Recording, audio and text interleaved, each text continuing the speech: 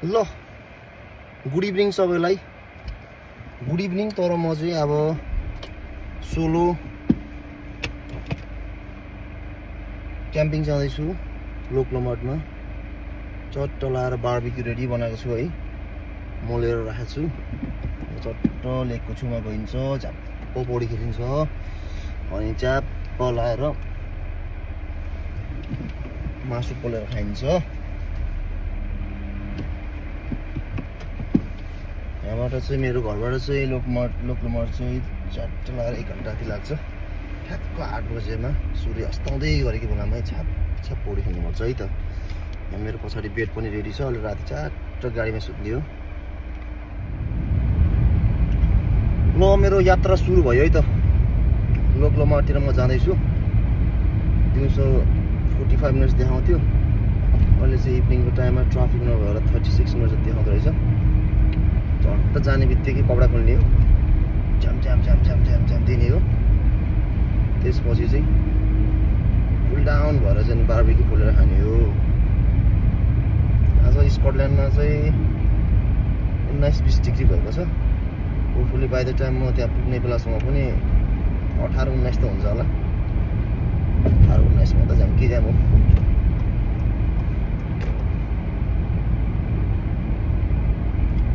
एक्लो जीवन आफैलाई गाह्रो भो, पानी है पर्यो साल घारी करायो, भुन्टी है सित मस्की हेर्ने मेरो बानी कता हरायो।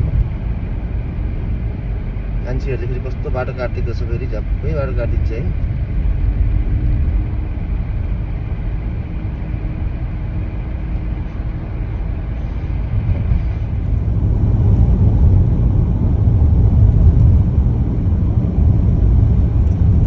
दिन यति घमाइलो छ कि है, च्याट्ट घाम लागिरहेछ। बल्ल टाढातिर चाहिँ डाँडाहरू देखिन थाल्यो। स्कटल्यान्डको टाढामा चाहिँ डाँडाहरू चाहिँ ठुल्ठुलाहरू छन्, बडा बानका डाँडाहरू छन्।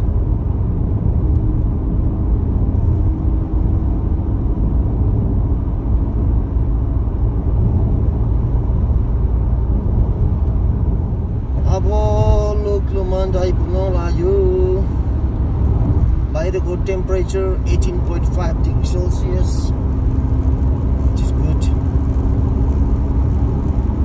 पानीमा छिर्नुभन्दा अगाडि चाहिँ 15 पेसप चाहिँ हाम्रो छिर्नु पर्ला। 15 पेसप हानेन भन्दाखेरि चिसो हुन्छ जस्तो लाग्यो मलाई। युकेमा चाहिँ एउटा चाहिँ नराम्रो कुरा चाहिँ जति नै टेम्परेचर 19, 20, 25, 27, 28 भयो भने पानीको तापक्रम चाहिँ यति चिसो ice cold, literally ice cold. चम्म पर्छ है भनेर क्वेसन पनि सोध्छु। एन्सर थाहा छ भने चाहिँ, साइन्टिफिकल्ली एन्सर थाहा छ भने चाहिँ मलाई बताइदिनुहोस् होला। यस्तो राम्रो वेदर छ है, यति राम्रो पानी छ, यति राम्रो बीच छ, टेम्परेचर चाहिँ ice cold. What's the point?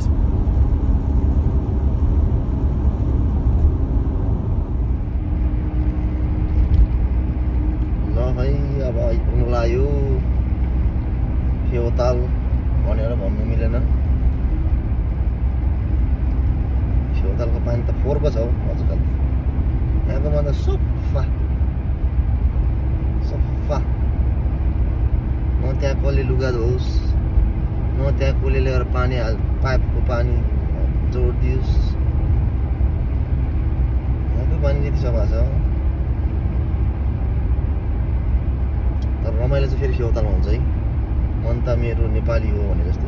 यहाँको जति नै फोहोर भए पनि अप्सन दियो भने चाहिँ मैले फेवातालै रोज्छु।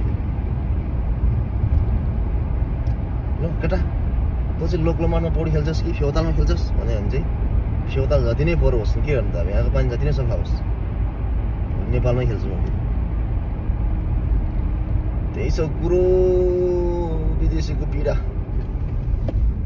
विदेशिनु लेखियो कर्मैमा, भाला रोपी बस्नु परेछ यहाँ।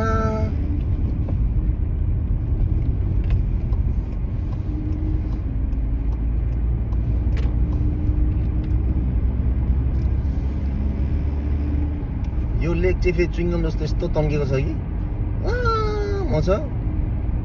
अनि ड्राइभ गर्नु पनि रमाइलो हुन्छ यसको छेउछेउमा चाहिँ। All the way right hand साइडमा लेकको भ्यू होइन, आनन्द लाग्छ। बाटो पनि नेपालको जसको घुम्ती निर के भन्ने एउटा गीत छ नि, हो त्यस्तै टाइपको छ है। आमा घुम्ती घुम्ती घुम्ती घुम्ती रमाइलो छ। तर घुम्तीमा चाहिँ उताबाट गाडीले ड्याममा हान्छ भन्ने डर पनि छैन, आफ्नै लाइनमा चलाउँछ मान्छेहरूले। त्यो चाहिँ ठिक लाग्छ मलाई यहाँको।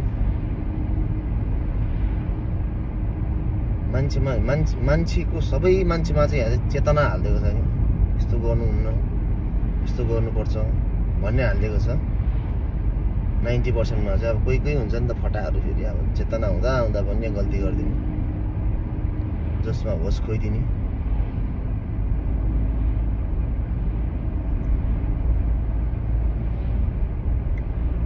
नेपालमा ठ्याक्क उल्टो फेरि 90%ले चाहिँ मिच्दिने, 10%ले चाहिँ म गर्छु भन्दा अस्ति भर्खर एकजनाले ट्राफिक लाइटमा रोक्दाखेरि मऱ्यो रे भने सुन्थ्यो। त्यस्तो हुन्छ भने के गर्नु त नि बेजक। तर के हो त फेरि मन त नेपालमै छ। ल है अब मेरो गन्तव्य आइपुग्न मात्र 5 मिनट बाँकी भएको छ। अब च्याट्ट लाएर चाहिँ अहिलेको टेम्परेचर 17.5 डिग्री सेल्सियस छ।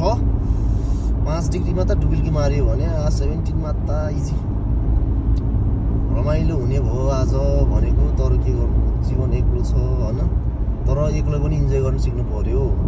के त भन्दा एक्लै पनि इन्जोय गर्न सिक्नु पर्यो।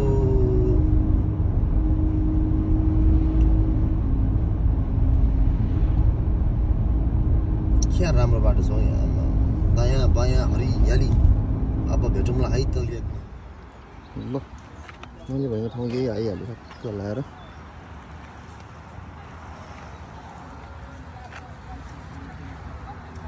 ल म चाहिँ पोडी खानु है त।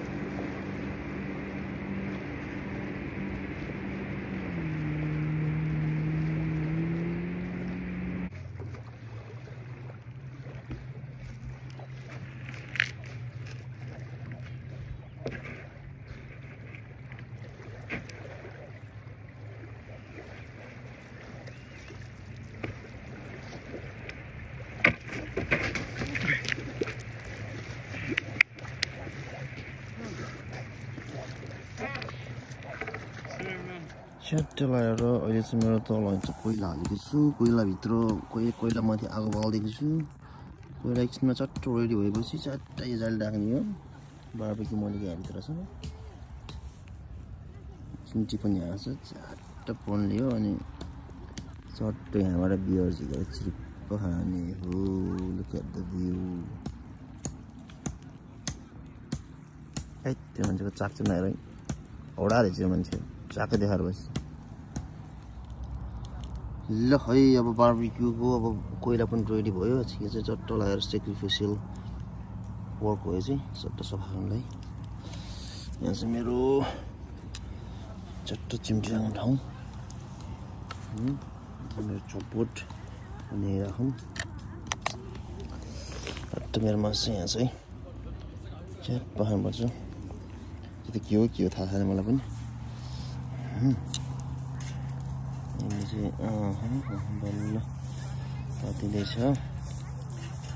दामी बार्बेक्यू खानुपर्छ। त्यो सफा गरेर यसलाई सफा गरिवरी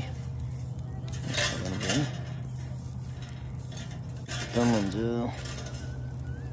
खत्तमै भयो, बर्बादै भयो हुन्छ यसपछि। ल है मेरो बार्बेक्यू स्टार्ट भयो है। तल बार्बेक्यू सुरु गरेको छु। अब चाहिँ झट्टा लाएर चट्ट भ्यूसँग